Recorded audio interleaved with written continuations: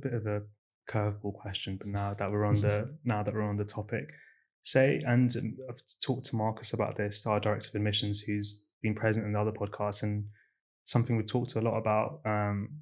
Do you what advice would you have for a student who's clearly very bright? Their critical Mm. thinking is phenomenal in Mm. that they're very good at um, seeing the different systems that exist Mm. in Mhm. society in Mhm. their lives, and the different games that societies ask us to play, and um, they view their schoolwork and even their university work as um, something that I don't know, like it's they don't see the value in it because they see it as I don't know, like I think you understand what I'm Mm. trying to get at. I think so. What I would say is that A levels degrees shouldn't be ends in themselves. Yeah. They should be tools that we use in order to act upon the world and Mm. hopefully to make it a better place. And I wanted to also add something we were talking about before in terms of different schools having a lot of support and a lot of knowledge with Oxbridge applications and providing that to their students, and then other schools not having as much support. That was one of the reasons why we wanted to create this Mm. podcast, this YouTube channel, is in order to kind of give out all of this advice and all of these materials and resources on YouTube so that anyone who's applying to Cambridge um, can have access to them. To, I guess, our attempt of leveling the playing field to some extent. Um, Another question we have here, something that we've kind of talked a lot about already. Say if we have a student who is quite strongly lacking in confidence for the upcoming interview, in a similar way to imposter syndrome, they just feel like an imposter, um, even though they have a lot of ability and um, good grades, teachers believe in them, they write well, they've ticked all the boxes, and they're very curious about history, more important than anything else.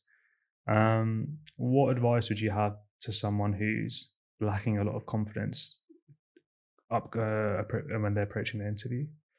I mean, they should first of all take confidence in the fact that they're Mm, here. They're here because their teachers have confidence in mm, them, because they've shown in their academic career at school that they are high achieving. mm, So, and everyone's on the same boat. There's no one here that asked for an interview that will be substantially different from everyone else in terms of their academic mm, uh, trajectory. They should take a lot of confidence from that. mm, Um, it's completely normal to be nervous. Um, you know, it's people want to come to Cambridge. They want to show themselves in the best light. So a little bit of nerves is fine. I tell you what, sometimes not sometimes we are, as interviewers are also nervous because we want to do well. We want to do all these things that I've been talking about mm, of, helping students show themselves in the best light and, give them an opportunity to show how they think about history and their engagement with it. And, we are also a little bit nervous, mm. and that's fine. Um, don't be afraid, I'd say to applicants, to tell us, sorry, I'm a little bit nervous, or we'll do our best to put them at ease. Mm. I might even tell a couple of naff jokes, but Yeah, and I think that is good advice to if you are feeling extremely nervous to just to say, because it's a very honest thing to say and actually helps with the upcoming conversation to say something like that. Um, and I think so. I'd be right in saying that um, we only give interviews to offer interviews to students who we are seriously considering in giving an offer. absolutely. Yeah. And I think one thing that people need to understand is that, yes, pretty much, I'd say, apart from very, very few exceptions, I think everyone we interview would be capable of doing a degree here. Unfortunately, we only have limited places, so the differences are very fine, and it's no, it's no. It doesn't mean anyone has failed in any way if they end up not getting an offer. It's that unfortunately places are limited, and we have to make really difficult decisions. So, but that also means, if you see it from the other angle, it's that everyone who is here is capable and intelligent, and I'm sure will, whether they come to study history at Cambridge or they go and study history or another degree elsewhere, will do really well. Nice. So the next question I've got here is that for a lot of subjects, it's been said that the interviews are in some way supposed to emulate what a Cambridge supervision is like. One of the teaching methods that we offer here at Cambridge. Is that true for history? Yes and no. Okay. I'd say in many ways the supervisions are much easier than the interviews. Okay, yeah. Simply because, as we've been talking about, there's not much direct preparation you can do for an interview. Yeah. Whereas the supervision is different. You go to a supervision after having gone to lectures, after having done reading, after writing an essay. So it is quite a different thing. But one thing is the same, which is it is meant to be a conversation. It is meant to be a space in which, as well as feedback on particular aspects of writing an essay or the essay that students have submitted, or asking questions about the theme and the kind of derived from the lectures that students might have and they want to talk about further. It's one part of it. But then there's another part, which is also using the supervision to engage that critical thinking and develop that muscle. Which also, I think, reminds me to say that when we say we want to see students exercising critical thinking, we also realize that that's often not what's emphasized in the school curriculum. So we're not expecting someone to arrive here at interview and being able to do that kind of engagement with history that we'd see in a final year student. It's something that develops. We want to see the beginnings of that, but we don't expect to see it at the same level as a first year student or a second or third year student. We don't expect to see Mary Beard being interviewed fully formed in front of us. Nice. Yeah, I think the term critical thinking for me, I first discovered that when I was approaching my admissions test, and then my tutor, sixth form, gave me his copy of like a thinking skills book. It was a book about introduction to critical thinking, and the facts are it did really change my life in terms of how I perceived the world. I was just able to kind of take a step back and understand the building blocks of my reasoning and other people's reasoning, and it's really helped with very day-to-day decisions, day-to-day. I've got to get the reference to that book from you.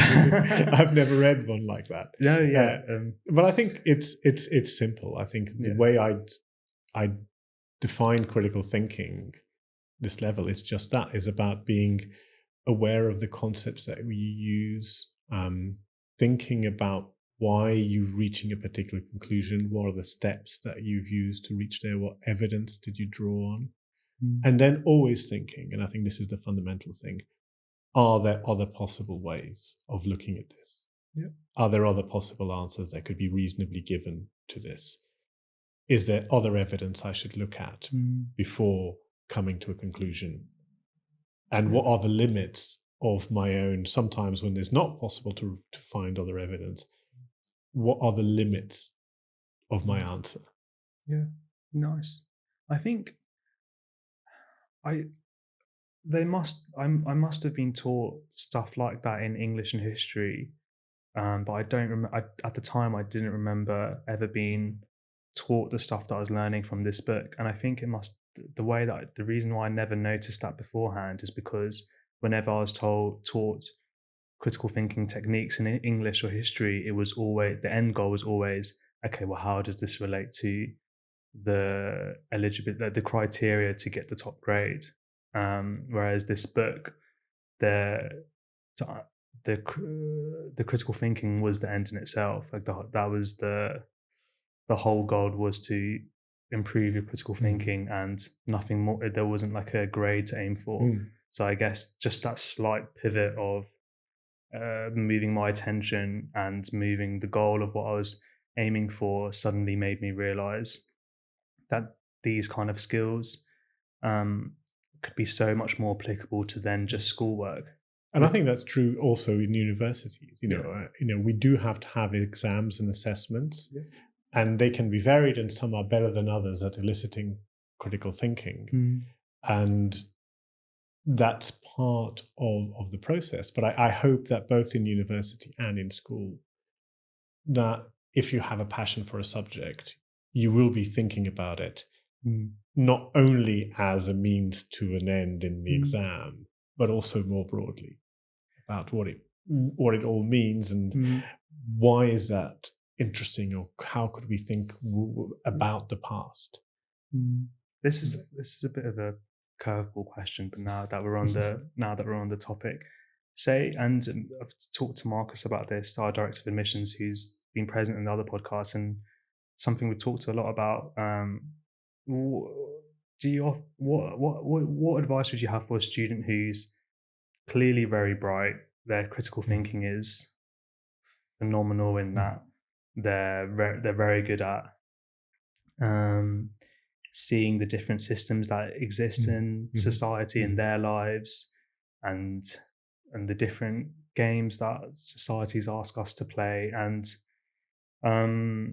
they view their schoolwork and even their university work as something that I don't know, like it's they don't see the value in it because they see it as, I don't know, like I think you understand what I'm trying to get at. I think so. What I would say is that A levels, degrees shouldn't be ends in themselves. Yeah, they should be tools that we use in order to act upon the world and hopefully to make it a better place. Now, there's many ways in which we can do that. It could be teaching, or it could be engaging with the world in a much more direct way. There's many. It could be being creative. It could be being inventive. There are many ways in which we can do that. But I hope that, and that's what, as a university teacher, that's what I hope to do. I know that 90% of the students I teach here are not going to go on to be historians like me, but I hope I can, through using the past, help them develop a set of skills to go on and make an impact in the world in whatever way they want. I guess when students are in those kind of perspectives, they feel like if they were to work really hard for an exam that they think is mundane and meaningless, that they would not be doing it on their terms. But I guess you're saying that they can, that there are things to gain for themselves. There are always things to gain. And at worst, it can be a hoop that one must go through in order to get where we want to be. But there's always something to be learned from every experience, from every process.